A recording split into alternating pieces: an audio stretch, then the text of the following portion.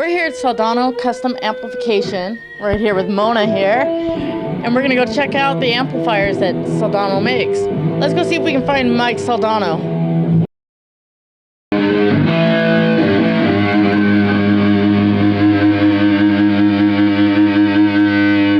So show us what you got here. Alrighty, I can do that. Why don't I give you this? Oh, okay. This is the nursery. This is where all Soldano amps start life. This is where all the babies are. Every amp we build gets run for at least 48 hours prior to it being shipped to stores and dealers far and wide. Because if any parts are going to fail or give us any trouble, it's going to do it here in our shop instead of in somebody's living room or somebody's store. So after an amp is built, it comes down here and it spends about 2 or 3 days just being left on, and we walk in here and we play them and we test them and we put them through their paces and we crank them up loud, we turn them down low, we turn all the knobs, make sure the thing sounds right, and flip all the switches. And so this is kind of the place where all that happens. Okay. But then they have to get here, so now we must go to where they start life prior to this. Prior to the nursery. Prior to the nursery, yeah, when they're still mere embryos of amps. This is the office area. Who's this? This is Bill. Hi, Bill. Say hi, Bill. Hi there. We do our bookkeeping, our design work, that kind of stuff here. This is kind of our little lunchroom and hangout zone over here where, you know, we just all sit around and have lunch, take our breaks, that kind of thing. And up here is where the amps actually get built. This is where the amps are actually built. This is the electronics assembly room, and all amps start their basic beginning right here on at this bench. This is where all the circuit boards get assembled, and these are all circuit boards sitting in these various boxes that have been assembled, ready to be built into amplifiers. So we have parts here, we have parts here. And all of our stuff is hand-built. We don't do an assembly line kind of thing. Everything's hand-built by one person, basically, from start to finish, with the exception of the board. There might be one guy that'll do the board, and then somebody else will build the rest of the amp, but oftentimes it'll be the same person that'll build the circuit board and build the amp. So we're not about production or assembly line. This is all real crafted stuff, and all of our boards are hand soldered each piece at a time. Many companies use like robotic, like automated methods of putting this stuff together. We do it all by hand. Every single part's individually soldered, and unfortunately nobody's doing anything else. You can't see it. You can't see it happen. But then after the circuit board gets assembled, then over in this area, and this is Jerry. Jerry's one of our assembly guys. That's Jerry there. And Jerry does assembly as well as circuit boards and as well as work in the back.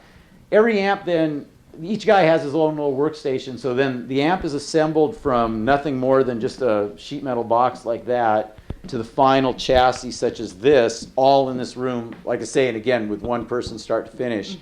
After he finishes assembling the amp, it sits on this table for a couple of weeks. No, it doesn't sit for 2 weeks.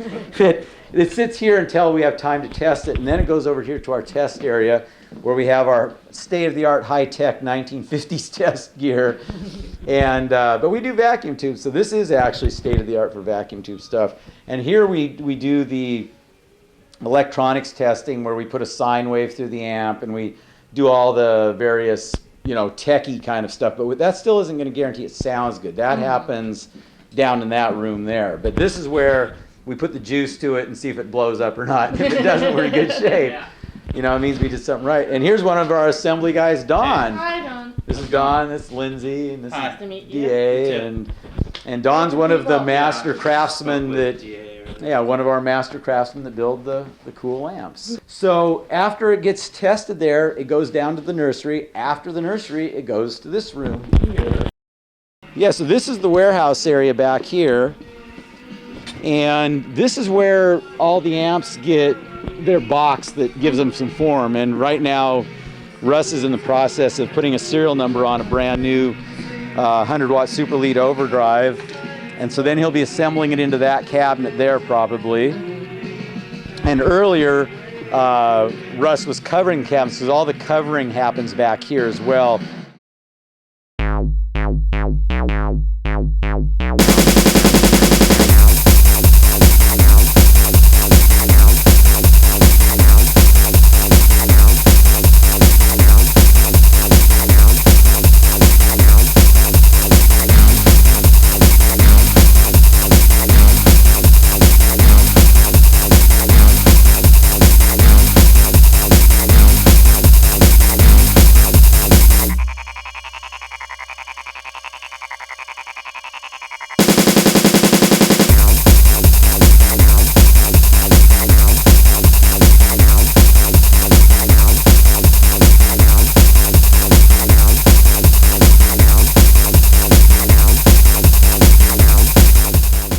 we take the raw wood cabinets, which are seen over there in stacks, and those get wrapped in vinyl. We have all these different colored vinyls that we offer, and So you can accessorize. you can accessorize. We have many colors. We have sparkles, we have leopard, we have purple, which is my color, and we have standard black, of course. We have red, we have the fake snake, and then we have a bunch of other stranger stuff that we've done for people on custom order bases.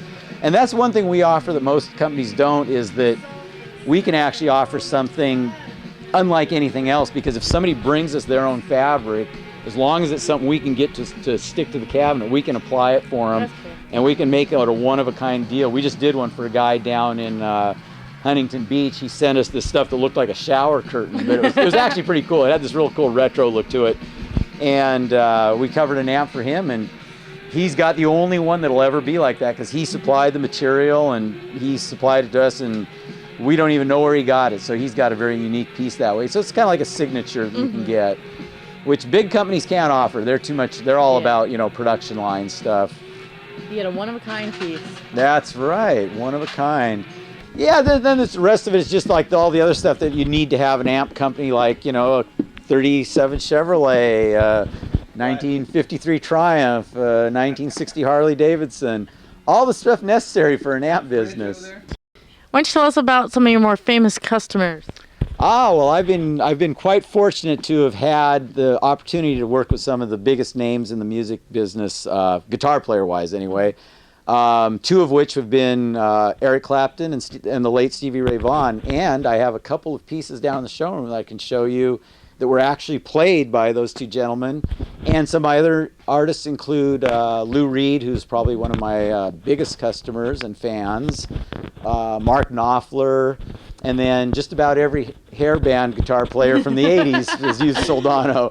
We have a strong reputation in the heavy metal world, so our amps do rock. And when the company started in 1987, I was in LA at the time. I started my business in Hollywood, California, and man, I was supplying amps to just about every band that had white in their name. White Snake, White Lion, you know, Great White. They all had Soldanos. Warren DeMartini of Rat is still a major player. Yeah, C.C. DeVille of Poison, Richie Sambora, Mick Mars from Motley Crue. I mean, the list goes on and on. Matthias Jobs of the Scorpions. I mean, we've built amps for some real big name people. But follow me down to the showroom and we'll take a look at some historically significant pieces.